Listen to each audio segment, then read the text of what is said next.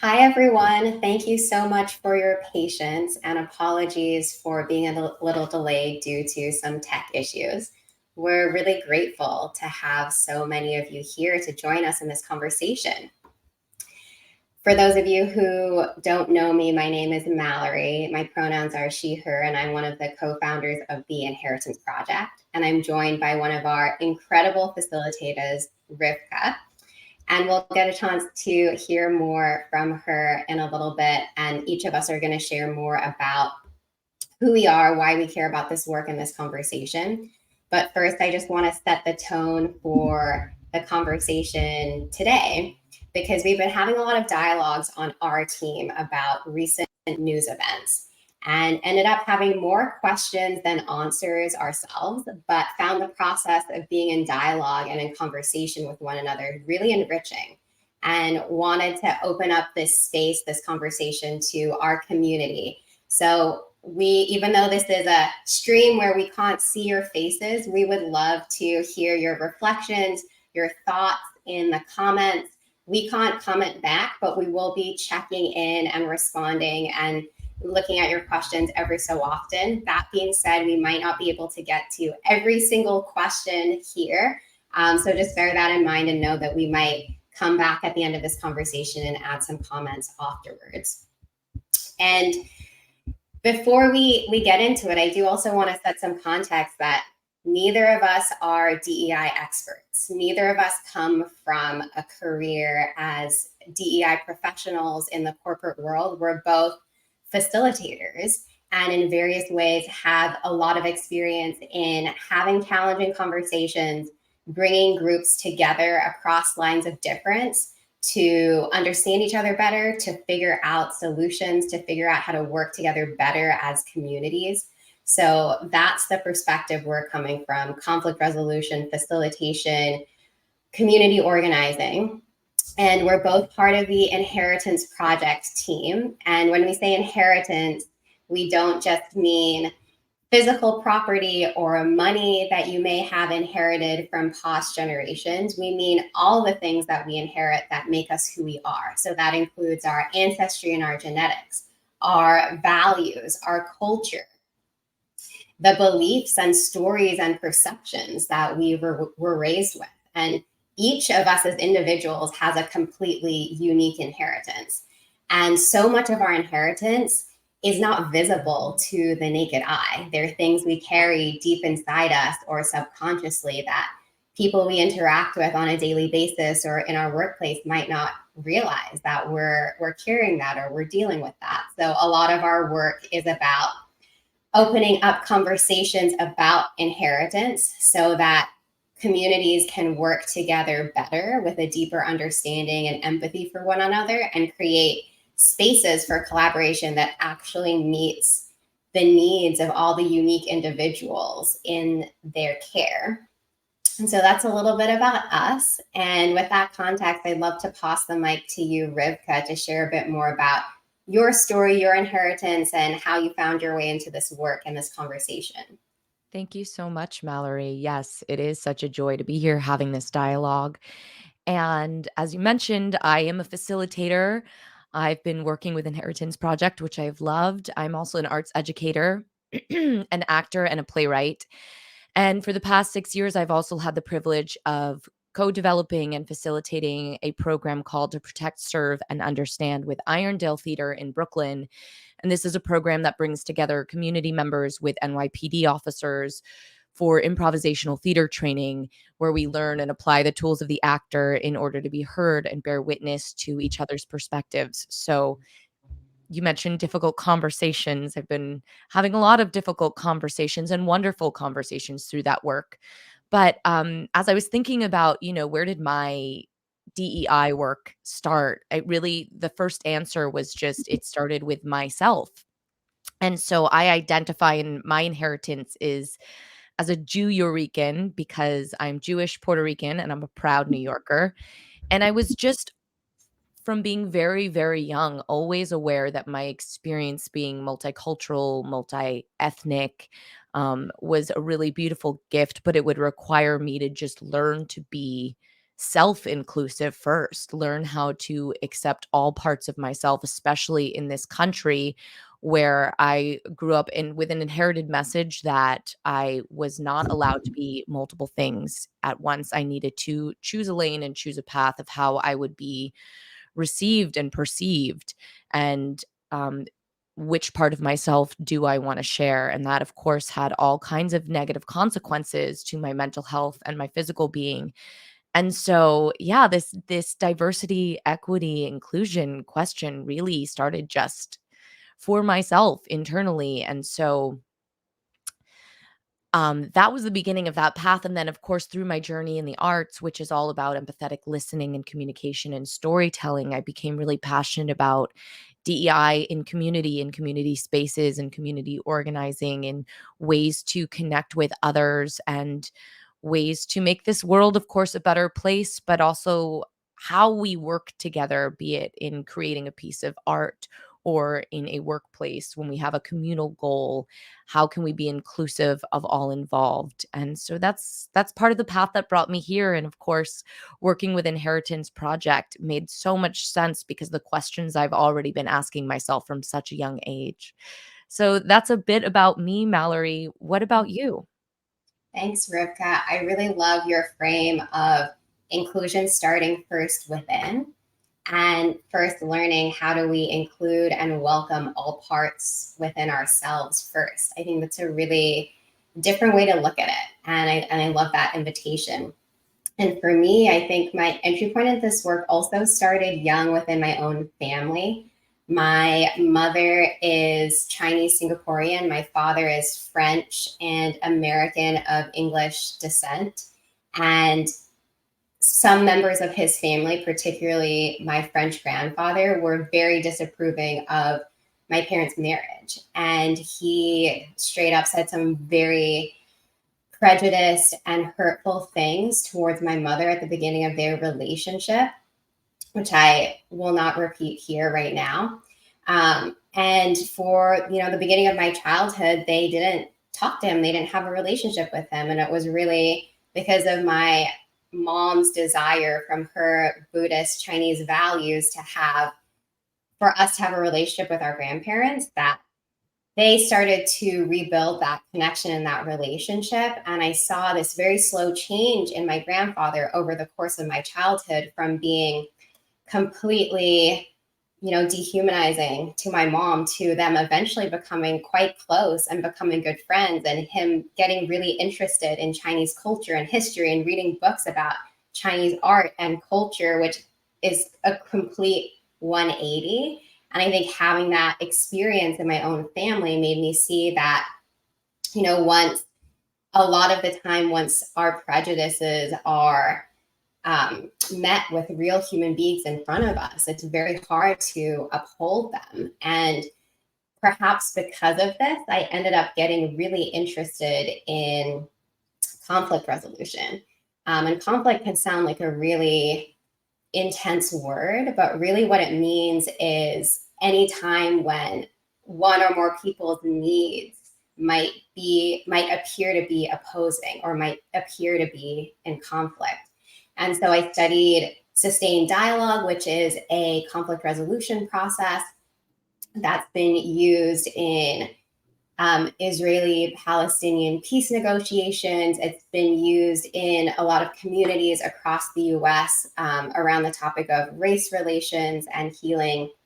And throughout the course of my career, I've been a facilitator and consultant for a variety of different organizations. And that thread that runs through my work is how do we create environments where people who maybe historically have had very challenging, hateful, violent, even relationships, how do we bring people to come back together into community and not just understand each other, but actually create together, to create solutions that work for everyone. And that's what I'm really, really passionate about. And I want to pass it back to you to share any additional intentions for this conversation.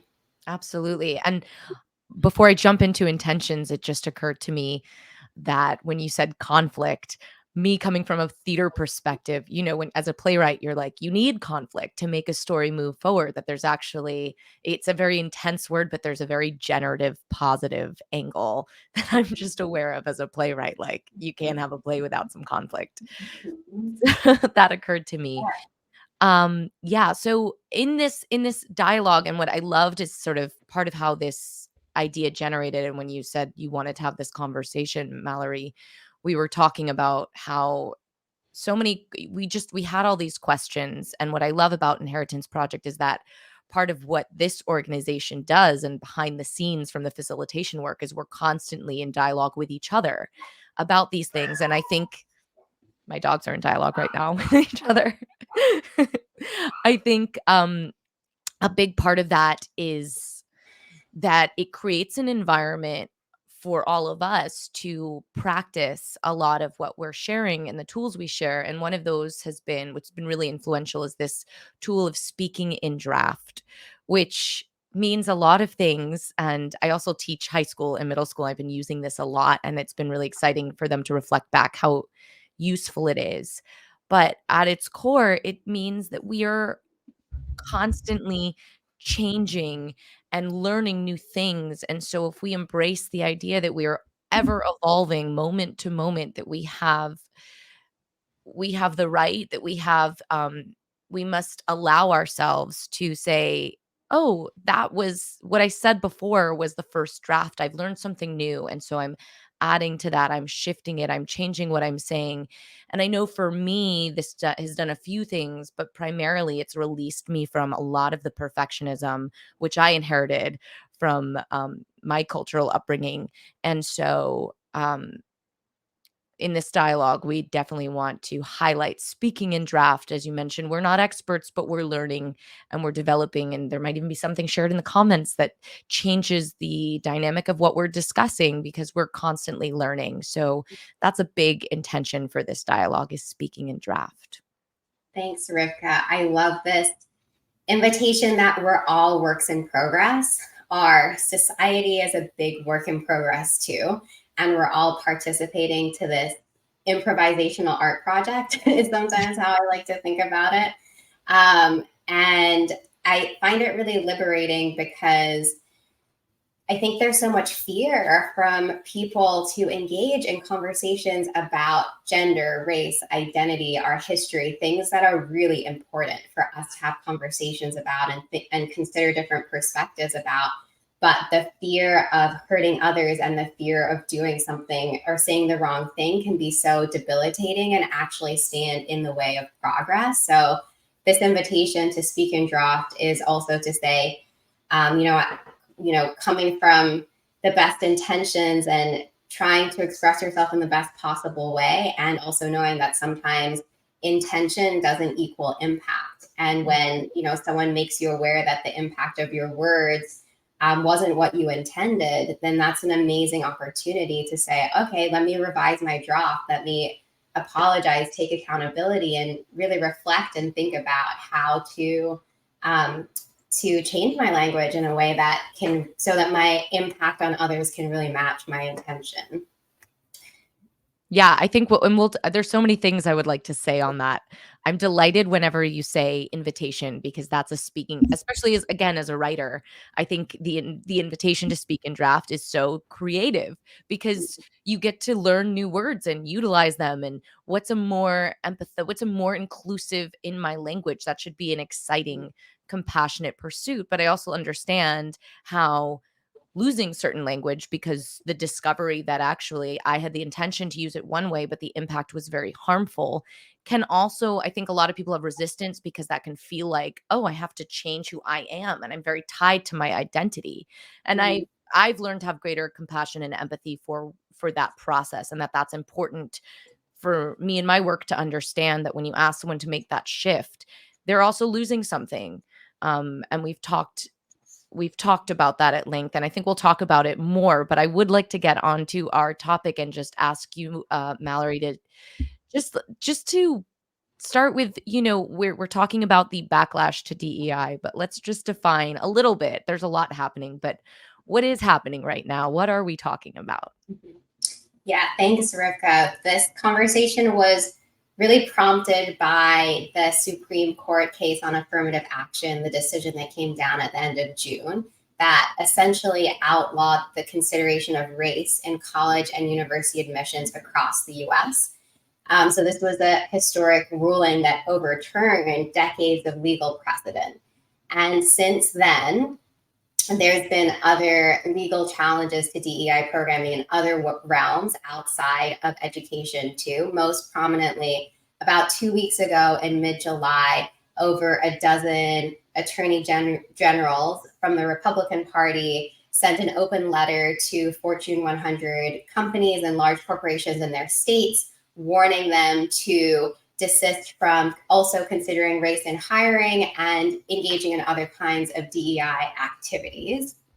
And even though a lot of this is coming to the forefront of the news right now, I do want to note that this isn't legal challenges to DEI aren't new, and they've actually been happening since 2020 after we had a huge wave of public awareness about issues of race and diversity. Even in September 2020, President Trump at the time signed an executive order banning DEI programming in federal agencies. And even though that order has since been reversed by President Biden, there's also been very consistent campaigns on the state level since 2020 to ban education on critical race theory and the history of institutional racism in the United States in public schools, and big movements to ban books that discuss American history. So this backlash, if you call it, is maybe peaking or increasing right now, but has been really happening very much since the summer of 2020. And I'll share in the comments later, but there's this really great article by Dr. Janice Gassama-Sare, where she talks about the history of backlash towards civil rights movements and how that's happened all throughout history, from the very beginning of slavery being outlawed in the mid-1800s, leading to the creation of Jim Crow laws in the South and the creation of the Ku Klux Klan. And she talks about all these different waves and movements throughout history and how this is very common in the cycles of human civilization and human history, that as there is movements towards more justice and more equity, inevitably the people who are in power, who are invested in keeping the systems the way they are there's a struggle there and an attempt to rein in that movement. So this is, waves that happen all throughout human history. But one of the things I think makes this moment really different in some ways is the technology that we have now and the social media, which really has only, become such an essential part of life in the last 10 years or so. And I think part of what happened in 2020 is because of the social media era that we're in, a lot of companies in particular, were excited to capitalize on that moment and right now in this media age, your image, your appearance, your brand is more important than ever. And so I think in that summer of 2020, we saw a lot of companies taking actions that were designed to get them positive media coverage, like making public statements or hiring a chief DEI officer. I think those were the two most common actions that were taken. And I think that part of the opportunity that we have in this moment right now is how can we make our commitment to change much more long-term and sustaining rather than performative and surface level, as we are going to be facing more legal, institutional, structural challenges. That those challenges are also an opportunity or an invitation for those of us who have a particular vision of what our communities and companies and organizations could be. It's an invitation for us to also get more creative and think about how we can do things in a way that's sustained and deeper too. And Mm. so those are some of the highlights from the news and some of the things that we've been talking about. And I'm curious what you think, Rivka, about how do we move forward from here? I assume everyone who's joining this conversation is here because they care about making their communities more equitable, more inclusive. And so, where do we go from here, given everything that's unfolding in this moment? Yeah, I mean, big question. Mhm. But my one of the initial, impulses I have in response is a part of just being here feels very and having just seeing people popping up in the chat, desiring to have this dialogue is really important. I know that one of the things we saw, as you mentioned, was a lot of companies reactionarily saying, okay, well, we'll hire someone to come fix the problem. It's like as if they saw a leak in a roof and they wanted to find someone to come and plug that up. There would be a quick solution. We'll throw a lot of money on it. We'll share a lot of press around it and we'll be good, right? And then when that doesn't work or when the culture shifts, it all goes away, which is devastating. And there definitely needs to be a shift in the understanding that this work is not short term, as you mentioned, that there is a no quick fix, that we should be thinking of it more as fertilizer. It's not weed killer, that we have an understanding of we're having more of an understanding about mental and physical health, that it's a long term. You go to the gym, you do sustainable practices that are crucial to your health and your skills, or even if you're a musician, you're practicing instruments. As an artist, you practice, that this is a practice that's sustainable. And how do we have the continue the dialogue with within our communities, but also within these organizations that are looking to bring in DEI work, that the understanding of what that means, like what process really means. Not that that's not happening, but just underlining that that's one of the really, really important things to be talking about in this moment. Hmm.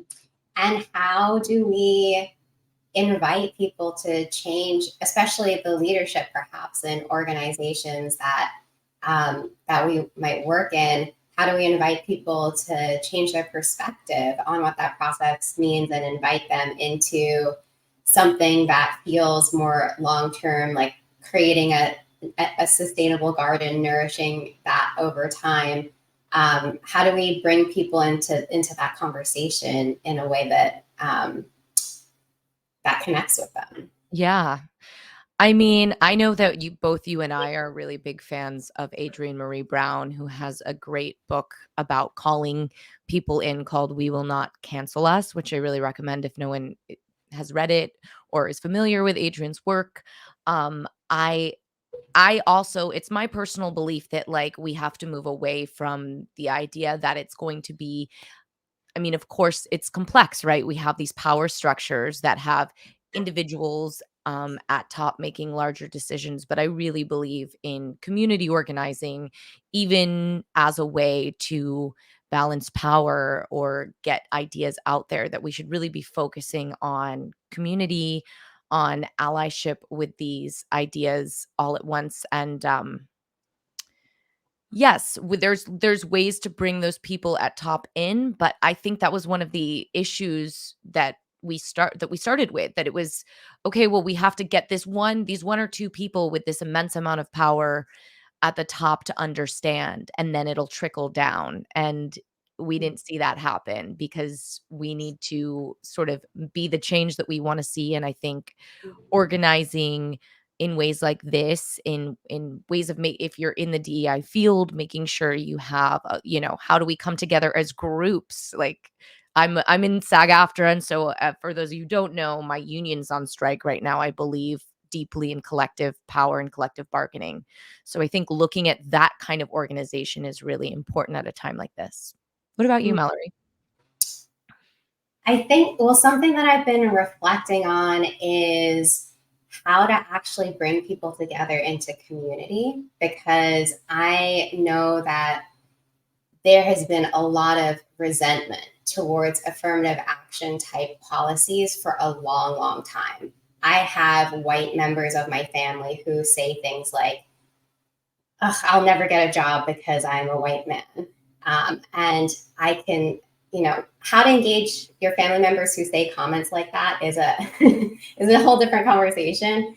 But what I noticed from hearing that narrative is that humanity right now is very much in a level of consciousness that is my needs versus your needs. It's a zero sum game. If we elevate and uplift and give opportunities to voices and people that have been historically marginalized, that means that I have to lose something. I have to, some opportunity, something has to be taken away from me, and that's how it's seen. And so inevitably there's this power struggle that's going on right now, at the level of our perception and our consciousness. And it really comes from this fear-based, survival-based consciousness. It's understandable. People want a livelihood. People want to provide for their families to survive in this system where you need to earn money to put food on the table. And that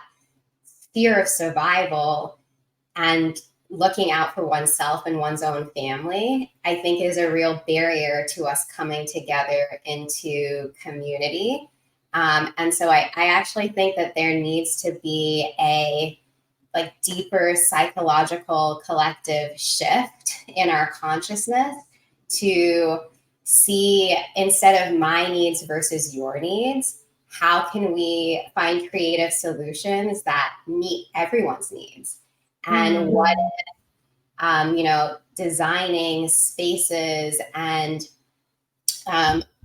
communities that are supportive for people from backgrounds who've historically not been part of the dominant culture. What if that actually benefits everyone else? And I think one really great example of this is what we teach: a lot of tools for how to run inclusive meetings at Inheritance Project. And one of the things that we teach is so simple, because most of our workplaces in the US tend to favor those who are extroverted, who have loud voices, who process information quickly, who can think on their feet, tend to be verbal processors, and can just quickly throw out ideas in meetings without much structure. And actually, especially for certain people who have certain types of neurodivergence, it's really important to give them space and time to think and reflect before they share their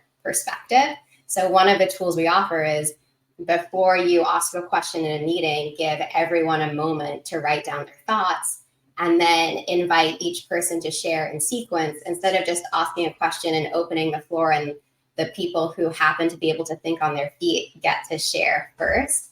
And what's really interesting is that even people who perhaps don't identify with those particular aspects of neurodivergence actually really value having those few minutes to think about and collect their thoughts too, actually really value being intentionally invited into the conversation instead of having to fight to get their voice heard over the one loud person who's always talking in meetings. We've all been on teams like that. You know what I mean? I And love that you're sharing that, Mallory. I just have to say, because what's great about these dialogues is, even though I've worked with that tool and talked about that tool, just hearing you reflect on it right now, I had an epiphany about the power of something like this, particularly in this conversation where I think and I'll speak for myself, it's easy to, my sort of where I divert to is, well, I'm right. I have I'm right. You're wrong. That you're not with us. You're against us. And it's really easy to protect that, because it's really scary to be like, well, you want to ruin this country. You want to make all these really bad, you want to put me back in that place that I've worked so hard to come out of. And you want to put a lot of people in a lot of danger. But the thing that's great about these tools is, and when I've utilized that tool, it's actually a pretty neutral, none of that. That's all my stuff. And that tool is just a neutralization of time, and people can have their own experience. It's like, that is a calling in tool. And there's I think part of the work is also my work is being aware of that voice when I have that superiority complex in this work, which I've through my practice had to be like, that is actually not, I don't want to fight that. I'm just aware of it when it comes up and let it pass. That's one of my tools, because I know it's there to help protect me psychologically. Mhm. And Adrienne Marie Brown also talks about this a lot, of like that superiority stuff is part of what keeps us separate. It's part of what makes it really hard to call in, because we want to identify someone for doing something wrong and then punish them for that and use them as an example to distance ourselves, because we're all very, and I think this goes back to speaking in draft, there's a fear of, I'm capable of doing something wrong, and if I do, then I'm a bad person. Mhm. Versus accountability actually doesn't have to be scary and punishing. Accountability can be a joyful, Mhm. generative act, which Jimmy Johnny put in here. Power with is more sustainable than power over. And so I just was reflecting back how great, like how these tools are about power over, power together. Mhm. Actually, I know, Rebecca, you had a recent example because you host a podcast and you recently got some feedback from one of your listeners. And I thought it was a really beautiful example about accountability and how to, yeah, how as a leader you can be in conversation and take accountability when the impact of your actions or your language wasn't aligned with your intentions. Would you be open to sharing that example? Yeah, absolutely. And I'm still working on it. So I think that's part of, again, the power of saying speaking in draft. It's like, oh, I have permission to work on this openly and I don't have to show my final draft. Um, so yes, I host a podcast called Movies versus Capitalism. We're on the Lever podcast if you want to check it out. It's fun, but we talk about movies from an anti-capitalist angle, and we have a guest on every week. And it was interesting because it's weekly, which was a lot of output. And I started to listen to myself more than, I'm not used to, it's not natural to hear yourself back that often. And we had a listener write in and say, you use the word psychotic a lot to describe things in an exaggerated manner. And they did a beautiful job of sort of calling us in. It didn't feel, they were like, we're a fan. Um, but just shared the impact of that language, psychotic and crazy, as someone who's had mental health episodes and has family who've been dealing with different mental health, and the impact of that on that community, to equate maybe a moment of psychosis or mental health with someone who's actually, the word I was looking for was like psychopathic, and they were describing how that's different, or evil, that like equating those two was really impacted, like really it didn't have the impact that I had any consciousness or awareness of. And I think my process was, you always feel like, oh God, I hurt someone, I did something wrong. And this goes back to, I feel like in middle school, it would be like, well, my inner child is like, well, no, I didn't. You're wrong, like that immediate response, having the awareness of that. But speaking in draft allowed me to say, well, I really, I guess, and also just the way they called it in, the desire to have a better impact, because that would, like, I don't have that desire to hurt a community.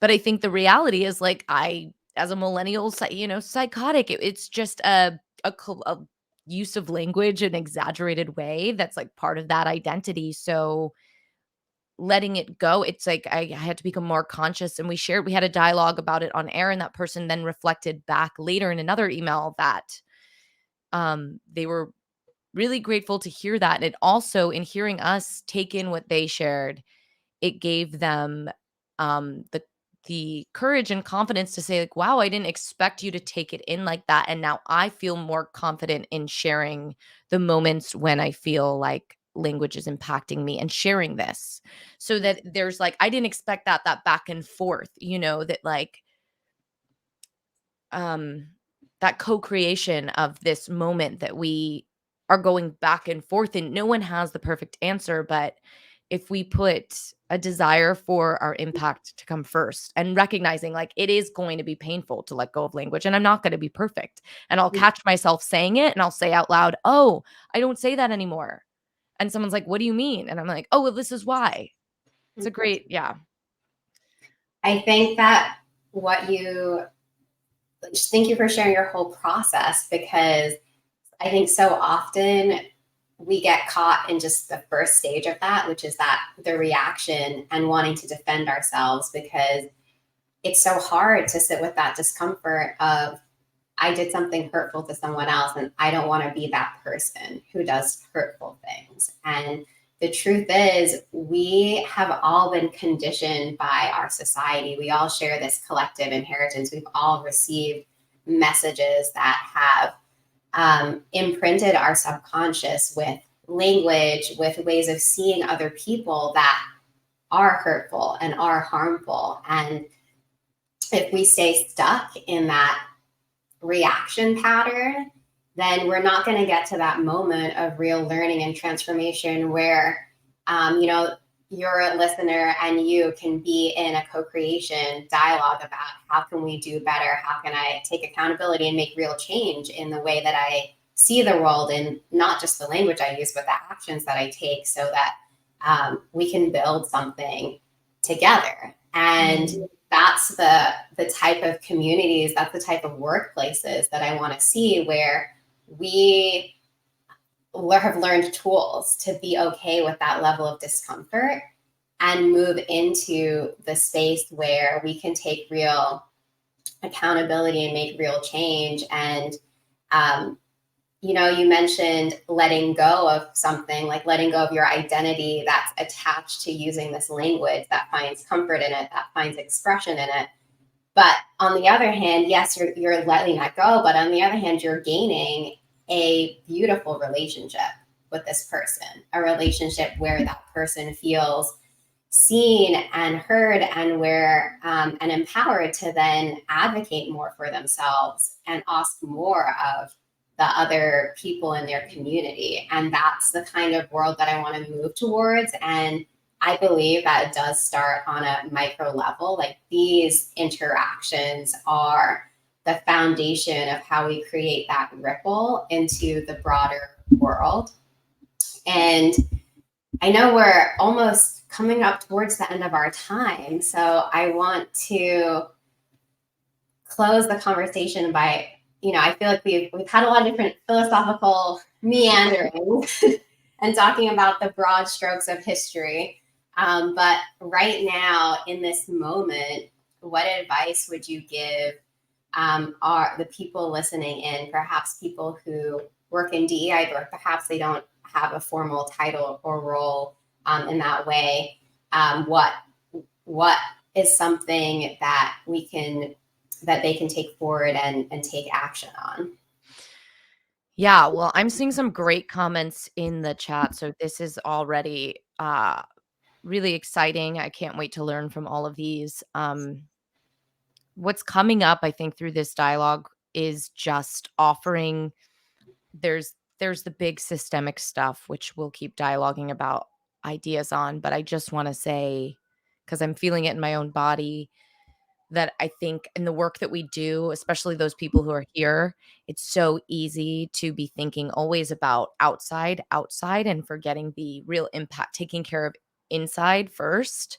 Um, that in this moment, it is really, we're especially aware of how scary it is. And we started this dialogue talking about how the work started from recognizing our need for diversity, equity, inclusion for our own well-being. And so in this moment in time, whatever practices you need or to listen to the impact of that, I find myself already out of fear wanting to shut down aspects of myself to survive, frankly, in this new world, because I think when survival comes first, that is those are the things that we want to lose. And so starting inside, making sure we're all giving ourselves the care that we need in this moment. Um, that inside out approach is what I would offer. What about you, Mallory? You made me think that actually also giving yourself space to feel whatever feelings you may be feeling about this news, these events, especially if they really impact you on a personal level. I think so often, especially in activism work, it's like wanting to rush straight into taking action because it feels so important and so essential, and people's lives are being affected. And we don't give ourselves space to really feel the intensity of what we may be feeling. And I really do, yeah, want to invite everyone to give themselves that space to that it's okay to feel. There's so much sadness and grief and intensity to feel about the state of the world and anger and whatever that looks like for you, whatever you're feeling, it's okay and welcomed, and give it the right space and the right time and the right care. And those emotions will transmute into something really, really powerful. Mm. And what I'm not going to say is like what exact policy you should implement or what exact thing you should do, because actually every organization and context is so different. There's not going to be one thing that I can say that will be relevant to everyone. What I can say is give yourself space to feel your feelings, to reflect, to connect with the people in your community, your supporters, and to start to have conversations and allow what's right for your particular context to emerge. And yep, we have already mentioned Adrienne Marie Brown and how much we love her book, Emergent Strategy. And that's really her philosophy that if you look at nature, it's a self-organizing system. Nature doesn't organize top down. And when there are challenges or natural disasters, it's an opportunity for adaptation, for mutation, for trying out new, new genetics start to evolve in the pressure cooker of challenge. And so that, I think, is the opportunity for all of us in this moment, is that there are a lot of really intense things going on in the world. And I believe in our inherent creativity as humans, as parts of the natural world that are always evolving and finding ways for life to flourish, even in the most challenging circumstances. And I think that's what I'll share now. And I feel like there are so many amazing comments in the chat. I haven't had a chance to read all of them because I was so absorbed in listening to you, Rivka. But are there any questions or anything that jumped out at you that you wanted to respond to or reflect on before we close out to one final thing? Well, I just want to note that I see a lot of comments here that are sharing some really great, like, tools and resources. So just checking those. I know I'll be jotting things down and mention of other resources. We love Gabor Mate was just mentioned, and I think absolutely writes about the challenge of balancing authenticity and attachment. Yeah, like all of these are important to the dialogue. I saw one specific question about just what did this person who wrote in, how did they call in, that what worked really well. And I think it was just sharing from personal experience and from the personal impact that the language had. So it wasn't the approach of, you did this wrong. It was, I noticed this and I just want to let you know how it makes me feel. There was no demand on action to be taken. It was really just, and I think, I think there is a right place for demand for action and accountability. But in this particular context, it was nice to be like, wow, speaking from the I perspective and just sharing person to person, the impact is really, really useful in calling in and made a big impact. Mm. Yeah, it goes to one of the agreements that we often use in our programs, which is speak from your own experience or use I statements rather than judgments or accusations or generalizations about other people. It's very hard to argue with someone's own lived and experience and actually talking from the I statement and your feelings in general tends to open up the other person listening to empathy and compassion and be more receptive and less defensive than if you happen to be accusing um, them in some way. And it's really natural for humans to be defensive. And there are specific language and communication tools that you can use to help have conversations like this in a way that invites the other person in and doesn't create that defensive reaction. And these are the kind of tools that we actually teach in a lot of our programs. So what I wanted to close with is a really exciting announcement from Inheritance Project, which is we have been doing programming and trainings on leadership, communication, conflict resolution within organizations for the last several years. And for the first time, we are opening these tried and true programs to the public. So any of you now have the opportunity to enroll in our 10-week inclusive leadership and conflict resolution program, which starts this September. The focus of it is really on, one, unpacking your own inheritance, your own inherited beliefs and perspectives, and understanding how your own identity and experiences shape the way that you show up as a leader in some of your patterns of communication. And then primarily learning really practical tools to have hard conversations, to have conversations like this.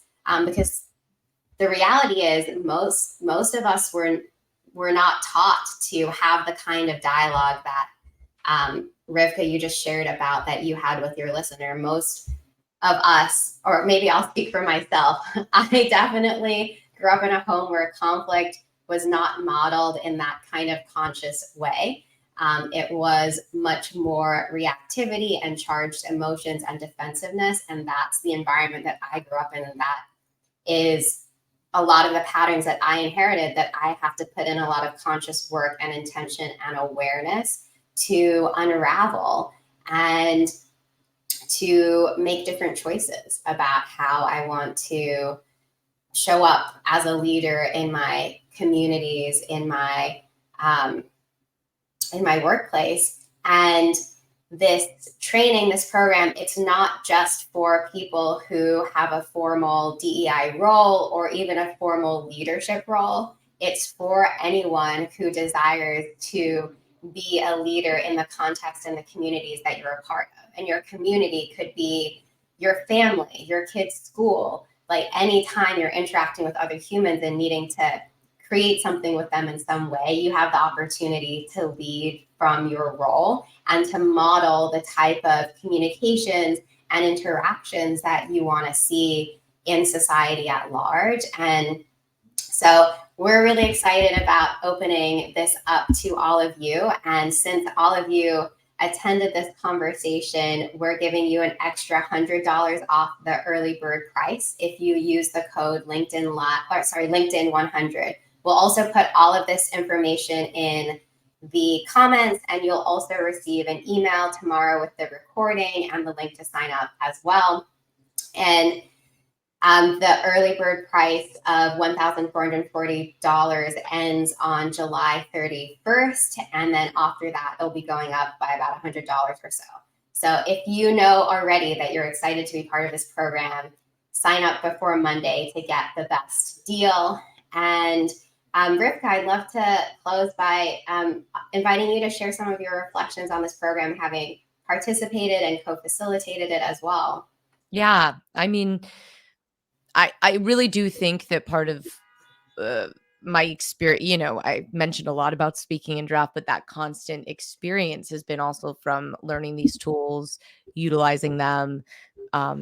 So they've just benefited me so much as a leader, and also in all of the different work I do, from podcasting to writing to my work as an arts educator. As I mentioned, I also work with high school students and middle school students. And I find that these tools, these very specific tools, from the tools of body language to structuring these, how do you physically structure spaces so that we can enhance inclusive learning, and from the agreements that we set up to just different ways to think about how to lead has been really, really generative and exciting, and I don't know, heart opening to just see that transformation in leadership. And I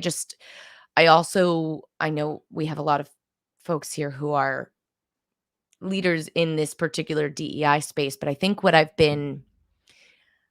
what's been sort of amazing to see is how I've expanded my concept of what the ways in which I'm a leader, and just noticed I really think leadership is transfers from the group you're leading to yourself, that it takes turns amongst a group. And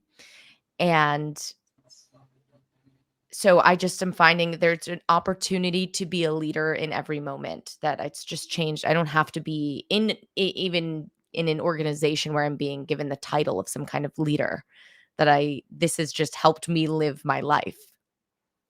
Hmm. Beautiful. Thank you, Rivka. And in the last few minutes, just reflecting on our whole conversation, are there any final reflections or nuggets or parting words that you want to leave, um, or that you want to offer before we close our conversation? That's for our audience, right? Oh, I was asking you, Oh, but me. Oh, yeah. Um, I want to thank you all, because and thank you, Mallory, and Inheritance Project. I feel really full after this dialogue. I was feeling the past week, I've been feeling, and I think this is part of the grief that we were talking about, and that I know, Katya, you spoke to in the chat. And it's really good to feel. I was feeling a lot of climate grief, especially Mhm. because it's been so hot this week. And I just want to reinforce how coming together and making time and space to be together in these questions is really healing. So thank you all. Mm. Thank you, Rivka. Thank you so much for being here and sharing your wisdom, your experience, your perspective. It's really such a joy to get to collaborate and learn from you all the time. And I'm really wanted to echo your thanks to everyone here for being part of this conversation, for sharing your perspective in the comments, and for bringing this energy and this devotion to creating a more beautiful world for everyone, to your communities wherever they are, and in leading in the ways that you can from the positions that you're in. I think I loved your reframe of leadership, Rivka, that you don't need to be a CEO or have a formal title to lead. You can lead in these small interactions with others, even with your family members. And I'm really excited to hopefully see some of you in September as part of our community of what we're calling evolutionaries, leaders who are committed to our own evolution and the evolution of our communities, knowing that they are connected, that as we evolve ourselves and as we learn and grow, we have the opportunity to bring that change into our communities too. So thank you, all of you evolutionaries, for being here and for all the work and commitments you offer to your own communities. And I look forward to being in dialogue with all of you again. Thank Take you care. all. Bye.